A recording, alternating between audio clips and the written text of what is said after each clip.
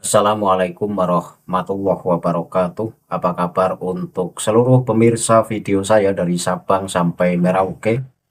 Semoga selalu diberi keberkahan, rahmat, dimudahkan segala urusannya, dimudahkan rizkinya, diberi kesehatan oleh Allah Subhanahu wa Ta'ala, serta diberi hidayah oleh Allah Subhanahu wa Ta'ala untuk orang-orang yang belum mendapatkannya. Dalam video kali ini saya akan mengomentari ceramah dari Ustadz Ajer Ubaidillah. Ceramah ini ceramah yang belum lama terjadi, yaitu di haul salah satu Habib, baru terjadi beberapa hari yang lalu.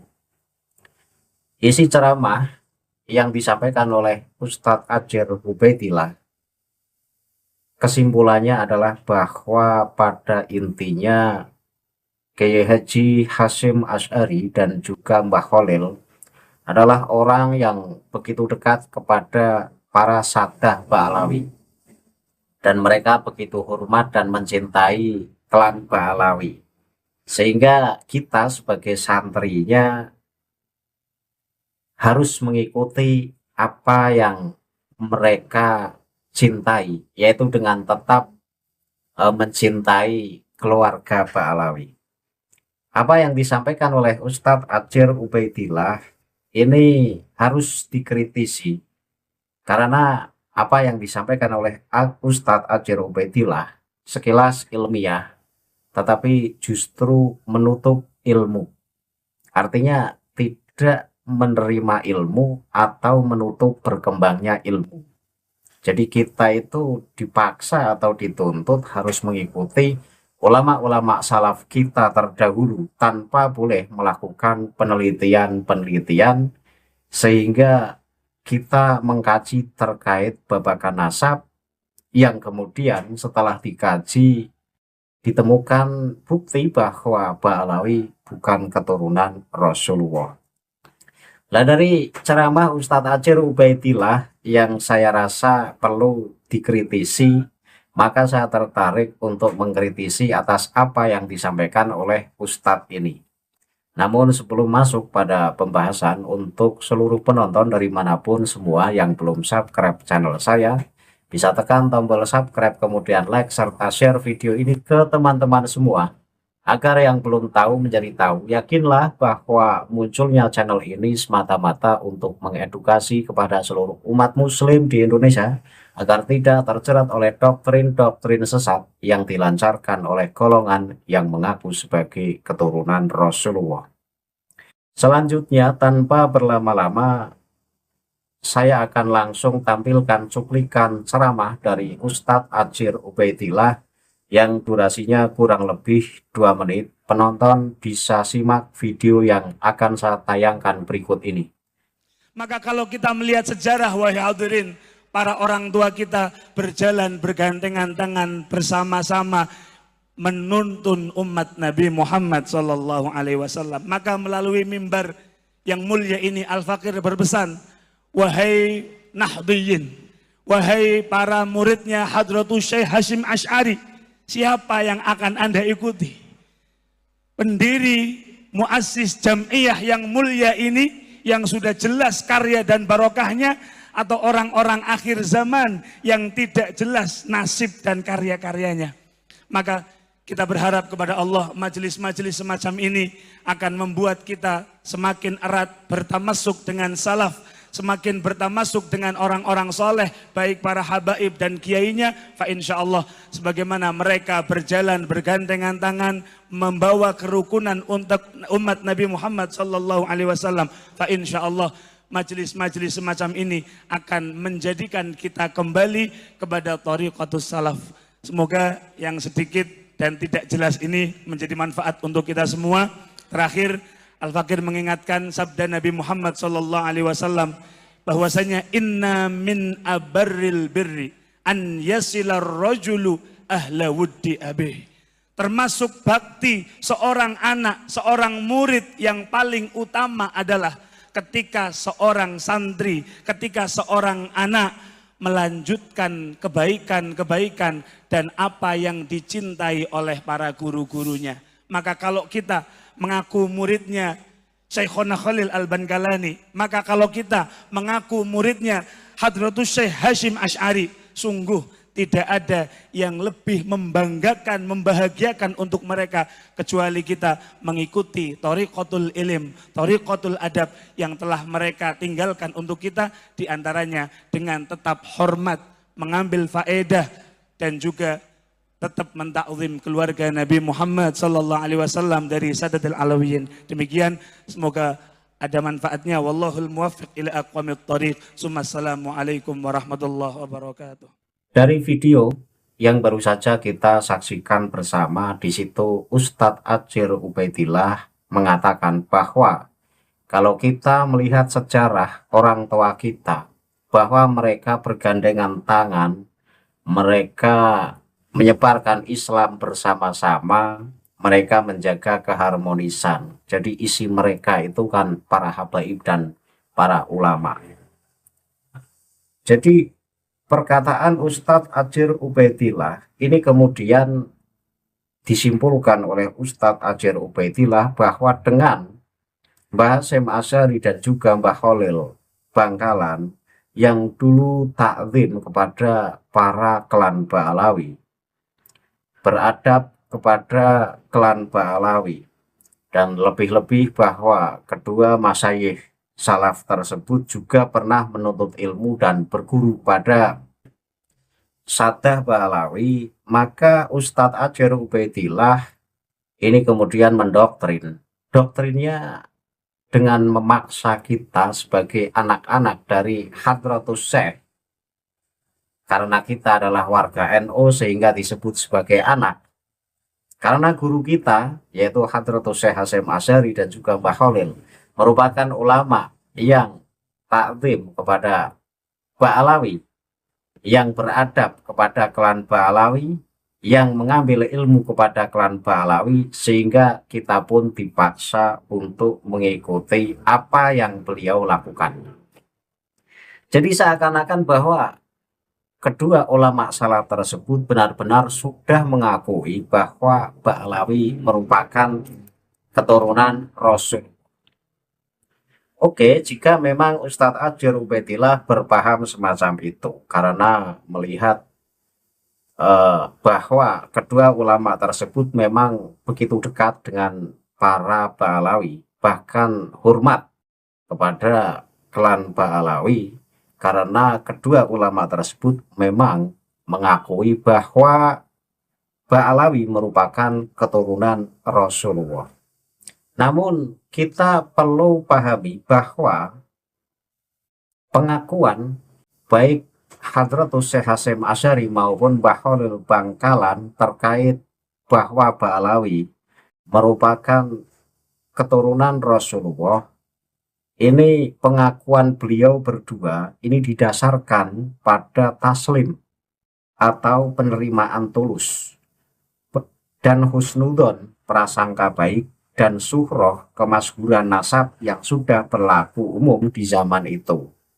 Karena kedatangan mereka ke Indonesia ini dengan mengaku-ngaku sebagai keturunan Rasulullah, sehingga atas pengakuan tersebut kedua ulama salaf kita ini kemudian menerima dengan taslim, bahkan berhusnudon bahwa mereka Ba'alawi keturunan Rasulullah, bukan berdasarkan penelitian genealogi kritis seperti tes DNA atau kajian manuskrip sejarah kuno yang menjadi inti perdebatan nasab saat ini. Jadi kedua ulama kita, baik Mbah Khalil Bangkalan maupun Hadratus Syekh Hashim Asy'ari, mengakui bahwa Ba'alawi keturunan Rasulullah ini hanya berdasarkan sifat taslim. Begitu mereka mengaku sebagai keturunan Rasulullah, kemudian kedua ulama kita itu mengiyakan, kemudian berhusnudon bahwa mereka benar-benar keturunan Rasulullah tanpa melakukan penelitian baik kajian DNA maupun kajian manuskrip-manuskrip, sehingga pengakuan yang berdasarkan husnudon dan taslim ini tidak bisa dijadikan hujah Saya kasih contoh satu yang mudah. Katakanlah ada orang datang kepada saya, kemudian orang tersebut bawa mobil Mercedes dengan penampilan layaknya orang kaya, kemudian mengaku sebagai orang kaya. Maka saya akan taslim dan saya akan berhusnuzon bahwa orang yang datang kepada saya itu adalah benar-benar orang yang kaya. Karena apa? Ya karena dari penampilannya. Tapi setelah diteliti ternyata itu bukan orang kaya. Mobilnya mobil rental. Bahkan rental nggak dikembalikan kepada rentalnya. Ini satu contoh. Nah, tidak beda jauh dengan nasabah Alawi. Dulu pertama kali datang di Indonesia, ini mengaku sebagai keturunan Rasulullah. Dan kebetulan mereka berbekal ilmu agama. Sehingga baik Hadratus Syekh Hasyim Asy'ari maupun Mbah Khalil ini ya manggut-manggut saja. Karena dilihat dari casingnya ini mencerminkan pantas kalau ngaku keturunan Rasulullah. Tapi itu pengakuan berdasarkan husnudon, tidak pengakuan berdasarkan kajian yang detail, yaitu berupa kajian tes DNA maupun kajian-kajian manuskrip seperti sekarang ini. Maka sebuah pengakuan yang didasari sikap husnudon ini bukan kategori kajian ilmiah dan tidak bisa dijadikan hujah. Karena setelah diteliti baik kajian DNA maupun kajian-kajian manuskrip ini membuktikan bahwa Ba'alawi bukan keturunan Rasulullah Arab saja, bukan. Jadi Ustadz Acir Ubaidillah ini justru menutup ilmu baru. Kita ini dipaksa untuk taklid buta kepada pendahulu kita. Karena pendahulu kita yang hanya modal husnudon mengakui Ba'alawi sebagai keturunan Rasulullah tanpa melalui penelitian, maka kita ini dipaksa untuk mengikuti apa yang beliau berdua lakukan. Ini sangat salah dan ini tidak dibenarkan. Jika kita memang benar-benar ngaku sebagai warga NU, NU adalah Nahdlatul Ulama, bangkitan para ulama. Seharusnya jangan menutup ilmu baru. Itu tidak mencerminkan orang yang benar-benar berpaham Ahlus Sunnah wal Jamaah dan ada di dalam organisasi NU. Karena ciri khas orang NU ini adalah menerima ilmu-ilmu yang baru, termasuk menerima kajian DNA. Bahkan jika kita memaksa untuk taklid buta, sementara taklid buta itu adalah salah satu hal yang diharamkan oleh Allah Subhanahu wa Ta'ala. Jadi taklid buta ini tidak dibenarkan. Ketika seseorang ini mampu meneliti apakah Ba'alawi merupakan keturunan Rasulullah atau bukan, tapi kita tidak mau meneliti dan hanya kita taklid kepada pendahulu kita yang hanya modalnya husnudon, maka kita ini terkena hukum haram. Karena sebenarnya kita mampu meneliti, tapi tidak mau meneliti, hanya bermodal taklid. Dan kebiasaan taklid ini seringkali diasosiasikan dengan sikap fanatisme atau ta'assub. Nah, ini terjadi ketika seseorang mengikuti pendapat seorang tokoh atau kelompok secara mutlak tanpa mau tahu apakah pendapat itu benar atau salah dan menolak kebenaran yang datang dari pihak lain meskipun disertai dalil yang kuat. Nah, ini jadi resikonya taklid buta ini biasanya cinta dengan membabi buta, bahkan sampai menutup kebenaran yang sejatinya. Ini kan bahaya. Nah, bahkan ta'assub memang diharamkan oleh Allah Subhanahu wa Ta'ala. Artinya taklid buta ini diharamkan oleh Allah Subhanahu wa Ta'ala. Bahkan Allah mencela orang-orang yang hanya mengikuti nenek moyang atau pemimpin mereka tanpa menggunakan akal sehat. Dan ini sebagaimana yang termaktub di dalam Al-Quran surat Al-Baqarah ayat 170 yang berbunyi, Wa idza qila lahum tabi'u ma anzalallahu qalu bal nattabi'u ma alfaina alaihi aba'ana awalau kana aba'uhum la yaqiluna syai'a wa la yahtadun. Lah ini kan, dan apabila dikatakan kepada mereka, ikutilah apa yang telah diturunkan Allah, mereka menjawab, tidak, tetapi kami hanya mengikuti apa yang telah kami dapati dari perbuatan nenek moyang kami. Apakah mereka akan mengikuti juga walaupun mereka, nenek moyang mereka itu tidak mengetahui suatu apapun dan tidak mendapat petunjuk. Artinya apa? Artinya bahwa walaupun Mbah Khalil Bangkalan dan juga Kiai Haji Hasyim Asy'ari yang dulu punya hubungan erat dengan Mbah Alawi, karena hubungan mereka adalah hubungan murid dan guru, kemudian memang keharmonisan dalam silaturahmi itu dijaga, masing-masing itu beradab. Dulu antara Mbah Alawi dan ulama Nusantara itu beradab, sehingga dengan beradabnya Mbah Alawi zaman dulu dan juga datang ke Indonesia membawa ilmu, sehingga tidak ada alasan ketika Mbah Hasyim Asy'ari dan Mbah Khalil Bangkalan ini mengiyakan atas pengakuan mereka bahwa mereka adalah dzurriyyah Rasulullah. Jadi hanya modal mengiyakan, kemudian husnudzon atas pengakuan mereka tanpa melalui proses penelitian.